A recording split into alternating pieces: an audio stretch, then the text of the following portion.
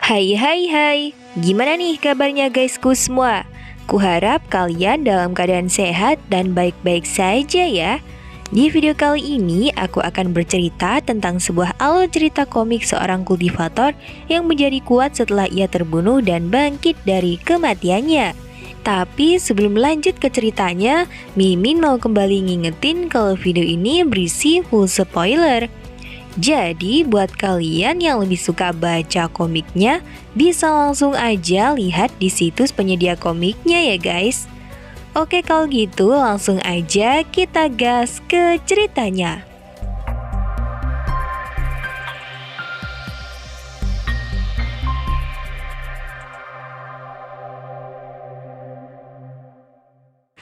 Setelah Jiang Yu berhasil mengalahkan salah satu dari orang suruhan Istana Timur, kali ini terlihat Jiang Yu menganggap remeh kedua orang itu. Mendengar apa yang diucapkan Jiang Yu, Zhu Duanfeng pun berniat untuk menggunakan teknik serangan gerbang 10.000 bintang dari sektenya. Alhasil Jiang Yu tiba-tiba merasakan kalau tubuhnya tidak bisa bergerak.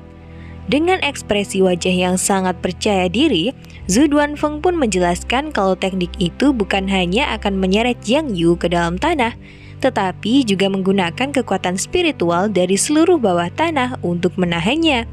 Ini adalah latihan tingkat suci seni 5 elemen dari sekte The Thousand Demon School, ucap Zhu Duanfeng. Di saat yang sama, Sang Guanyan juga terlihat sangat senang lantaran dengan serangan terakhir dari dirinya, maka Jiang Yu akan tewas. Meskipun Jiang Yu memiliki tubuh fisik yang kuat, namun dengan racun penekan sekte yang bahkan dapat membunuh para ahli di alam gua, Jiang Yu pasti akan tewas. Jiang Yu pun bertanya mengenai racun tersebut. Namun Sang Guanyan malah mengira kalau Jiang Yu ingin memohon ampun kepadanya. Karena itu Sang Guanyan pun berkata bahwa sudah terlambat jika Jiang Yu ingin menyesali perbuatannya. Mengingat tindakan Jiang Yu yang dengan sengaja menyinggung tanah suci merupakan suatu hal yang sangat fatal. Jangan khawatir, aku akan bergerak cepat agar engkau tidak merasakan sakit, ucap Sang Guanyan. Alhasil Sang Guanyan pun akhirnya menggoreskan pedangnya ke leher Jiang Yu. Zhu Duanfeng lalu bertanya, apakah Sang Guanyan telah berhasil membunuh Jiang Yu? Di sana Sang Guanyan ternyata berniat untuk mengambil mayat Jiang Yu agar misi dari Tanah Suci akan dinyatakan selesai. Kendati demikian, Zhu Duanfeng mencoba mengingatkan Sang Guanyan kalau dirinya juga berjasa dalam membunuh Jiang Yu. Alhasil wanita itu pun berkata kalau Zhu Duanfeng tidak perlu khawatir lantaran ia akan menjelaskan semua situasi yang terjadi kepada Fang Xingsheng. Namun Sang Guanyan ternyata sangat tertarik dengan mayat Jiang Yu. Dengan tubuh sekuat itu, Sang Guanyan menganggap kalau ia bisa memurnikan boneka racun yang sangat kuat. Untuk hadiah yang akan diberikan oleh Tanah Suci, Zhu Duanfeng boleh mengambil semuanya, karena ia hanya menginginkan tubuh Jiang Yu saja. Tentu saja Zhu Duanfeng sangat senang dan sama sekali tidak keberatan dengan permintaan Sang Guanyan. Akan tetapi, tiba-tiba Jiang Yu kembali bangkit dan membuat kedua orang itu terkejut.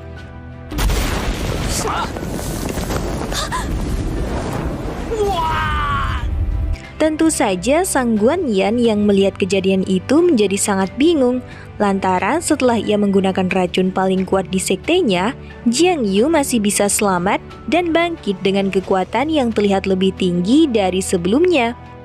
Jiang Yu ternyata berhasil memperoleh 100 XP dari kematiannya itu. Selain hal tersebut, ternyata Jiang Yu juga berhasil mendapatkan peningkatan-peningkatan lainnya. Jiang Yu merasa kalau kematiannya tadi telah membuat kultivasi dan juga tubuh fisiknya meningkat. Di sana, ia juga merasakan bahwa racun dari sekte Five Potion sangat berguna bagi dirinya. Di sisi lain, Sang Guanyan tiba-tiba berlutut di hadapan Jiang Yu sembari bertanya apakah Jiang Yu adalah seorang monster. Tentu saja Jiang Yu pun berkata kalau Sang Guanyan tidak memenuhi syarat untuk mengetahui hal itu. Jiang Yu kemudian berniat untuk memberikan dua pilihan kepada Sang Guanyan. Pertama, menyerah padanya atau mati. Mendengar ucapan Jiang Yu, Sang Guanyan dengan mudahnya berkata kalau ia memilih untuk menyerah kepada Jiang Yu. Tentu saja hal itu sedikit membuat Jiang Yu terkejut. Sang Guanyan pun mencoba untuk meyakinkan Jiang Yu. Ia juga menganggap kalau Jiang Yu tidak perlu hati-hati, lantaran racun Sang Guanyan sama sekali tidak mungkin dapat melukai Jiang Yu. Saya tidak sedang berhati-hati. Saya hanya ingin tahu, di Tanah Suci ternyata ada orang seperti Sang Guanyan yang sangat mudah untuk berpindah ke lain hati. Sang Guanyan pun menjawab kebingungan Jiang Yu dengan berkata kalau hubungannya dengan Tanah Suci hanyalah sebuah hubungan kerjasama biasa. Ia berkata kalau Sekte Five Potion selalu bangga mengikuti orang yang kuat. Sang Guanyan merasa sangat terhormat jika ia bisa menjadi pengikut Jiang Yu. Lantaran dengan usia yang masih sangat muda, Jiang Yu sudah memiliki kekuatan seperti ini. Alhasil Jiang Yu pun akhirnya percaya dengan perkataan Sang Guanyan. Singkat aja, Sang Guanyan pun akhirnya tunduk di hadapan Jiang Yu sembari berkata kalau ia akan melayani Jiang Yu sebagai tuannya. Meskipun ia yakin dengan ucapan Sang Guanyan, namun ia harus tetap memberikan kutukan Yin dan Yang untuk berjaga-jaga. Sang Guanyan tidak hanya terpukau dengan kekuatan dan potensi yang dimiliki Jiang Yu, melainkan juga karena rencana yang dimiliki Jiang Yu juga sangat luar biasa. Sang Guanyan menganggap kalau di masa depan Jiang Yu akan memiliki kemampuan untuk melampaui Tanah Suci Lingxiao. Sangat bagus, Sang Guanyan, mulai sekarang kamu akan menjadi milikku, dan kamu hanya akan bekerja untukku di masa depan, ucap Jiang Yu. Di sana, Jiang Yu tiba-tiba meminta agar Sang Guanyan menggunakan semua metode racunnya untuk menyerang Jiang Yu. Singkat cerita, Sang Guanyan pun akhirnya telah selesai menyerang Jiang Yu dengan semua racun miliknya. Jiang Yu pun sangat senang dan bangga dengan apa yang dilakukan Sang Guanyan.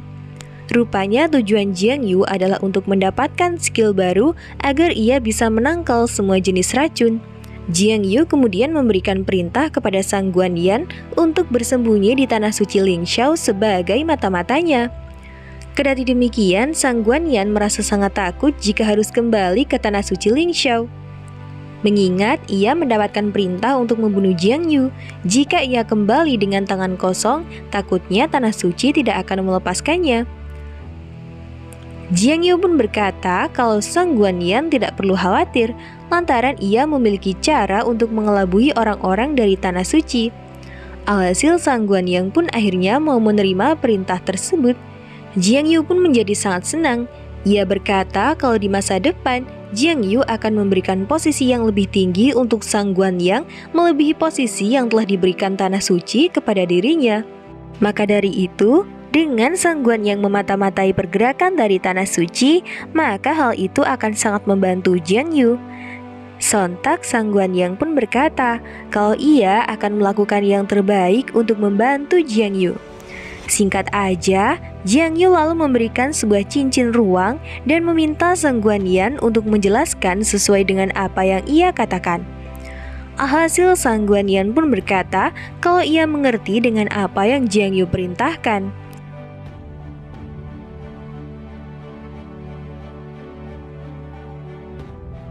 Tiba-tiba Sang Guanyan muncul dan membunuhnya. Di saat yang sama, kabut beracun itu akhirnya telah menghilang. Zhang Yun'er pun merasa sangat terkejut ketika mengetahui kalau desa itu tiba-tiba tidak ada.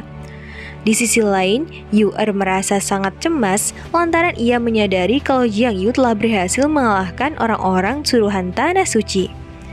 Ia pun tidak menyangka kalau Jiang Yu bisa mengalahkan Sang Guanyan yang merupakan komandan kedua dari 7 sekte suci. Tak berselang lama, Jiang Yu akhirnya telah muncul dan menyapa mereka. Sontak Yu'er pun kembali dibuat terkejut tatkala menyadari kalau kultivasi Jiang Yu menjadi lebih tinggi dari sebelumnya. Zhang Yun'er pun tiba-tiba langsung memeluk Jiang Yu dengan perasaan yang sangat senang. Tentu saja hal itu membuat Jiang Yu menjadi sangat canggung. Untuk itu, ia pun meminta Zhang Yun'er bertingkah seperti biasanya.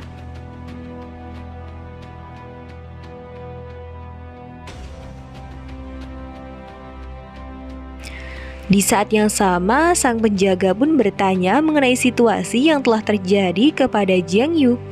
Karenanya, Jiang Yu lalu mengatakan kalau tadi ada beberapa orang berakal pendek yang ingin membunuhnya. Namun hal tersebut telah berakhir dan sudah dibereskan olehnya. Sang penjaga pun sangat senang karena mereka telah terbebas dari formasi ilusi ini. Ia berpikir kalau Jiang Yu tidak ada, mungkin saat ini mereka sudah tewas di tempat itu. Karena masalah ini sudah selesai, Jiang Yu pun mengajak mereka untuk melanjutkan perjalanan. Di saat yang sama, Jiang Yu juga menyapa Yu-er yang terlihat sangat cemas. Sontak, Yu-er pun merasa kalau Jiang Yu menyadari bahwa ia masih ingin membunuhnya. Dalam hatinya, Yu-er rupanya sangat kesal dan bertanya-tanya, apakah tidak ada cara agar ia bisa membunuh Jiang Yu dan terbebas dari kutukan ini. Sementara itu, Jiang Yu berpikir kalau Yu-er masih belum mau mematuhinya. Padahal dengan teknik yang sama, Sang Guangyang dapat ia tundukkan dengan sangat mudah. Namun mengapa Yu-er ini masih bisa bertahan begitu lama? Karena itu, Jiang Yu pun berniat untuk bermain-main sebentar dan berusaha untuk membuat Yu-er memahami kebenaran dari kekuatan mutlak dan bertekuk lutut di hadapannya. Berlanjut di Istana Timur Tanah Suci Lingxiao, ternyata Fang Xingsheng masih bertanya kepada Sang Guanyan mengapa ia kembali tanpa bersama Zhu Duanfeng dan Wu Zhixiao. Selain itu, Fang Xingsheng ternyata juga bertanya mengenai misi yang telah ia perintahkan kepada mereka. Sang Guanyan kemudian berkata kalau Zhu Duanfeng dan Wu Zhixiao telah tewas saat bertarung sengit dengan Jiang Yu, meskipun pada akhirnya ia mampu membunuh Jiang Yu dengan racun miliknya. Kendati demikian, Fang Xingsheng terlihat masih tidak percaya dengan penjelasan itu. Ia menganggap kalau dengan kemampuan dari mereka bertiga yang telah hampir mencapai tahap Heavenly Realm, Jiang Yu tidak mungkin dapat membunuh mereka. Alhasil Sang Guanyan pun kembali menjelaskan kalau Jiang Yu telah mengembangkan teknik kultivasi misterius yang membuat kekuatannya melampaui praktisi biasa. Namun karena racun miliknya yang terlalu keras, akhirnya membuat tubuh Jiang Yu meleleh tanpa ada tulang yang tersisa dan hanya menyisakan sebuah cincin ruang. Karena Fang Xingsheng melihatnya, ia pun sangat senang lantaran di dalam cincin ruang itu terdapat teknik Xuan Wu Zhenjing. Akan tetapi tanpa Fang Xingsheng sadari, teknik itu ternyata telah dibuat oleh Jiang Yu. Tentu saja hal itu membuat Fang Xingsheng sangat bangga dengan apa yang telah dilakukan Sang Guanyan. Karena itu, ia pun berencana untuk memberikan promosi jabatan kepada Sang Guanyan. Selama Sang Guanyan baik kepada Fang Xingsheng, maka tidak akan sulit baginya untuk mendapatkan jabatan yang lebih tinggi. Sontak, Sang Guanyan pun berterima kasih atas pemberian dari Fang Xingsheng. Di saat yang sama, Sang Guanyan ternyata berencana untuk segera mengirimkan berita ini kepada Jiang Yu. Di sisi lain, Jiang Yu ternyata telah tiba di reruntuhan kuno. Di sana, sang penjaga pun berkata kalau ia tidak bisa mengantar Jiang Yu di sisa perjalanannya. Mengingat di gunung itu terdapat banyak sekali monster tingkat tinggi yang membuat kudanya akan sangat ketakutan dan tidak mau berjalan. Alhasil, Jiang Yu pun berterima kasih atas tumpangan yang telah diberikan. Sementara itu, Yu-er pun menyuruh pengawalnya untuk kembali terlebih dahulu, lantaran ia berniat untuk menemani Jiang Yu di rute berikutnya.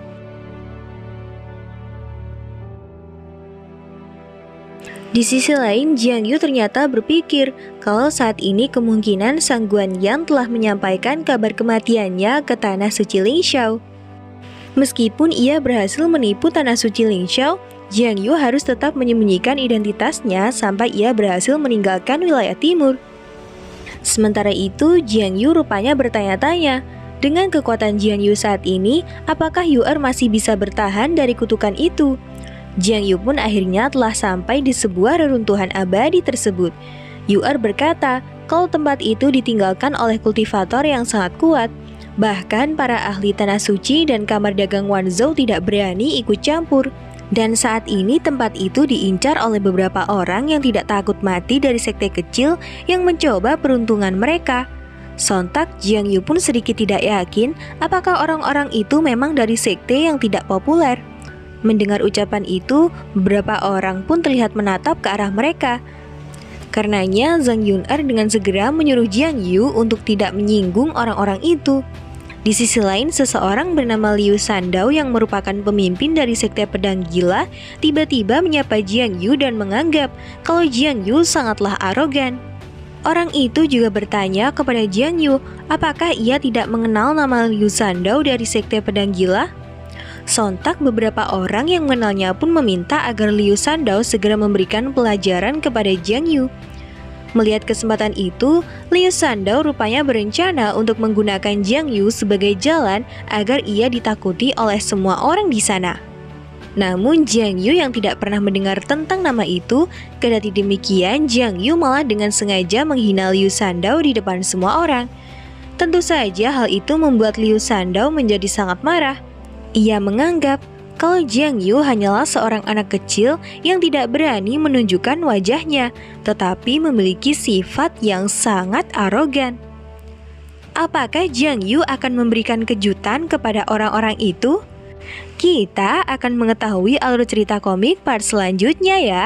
Jadi terima kasih buat yang udah nonton dan sampai jumpa di video-video berikutnya.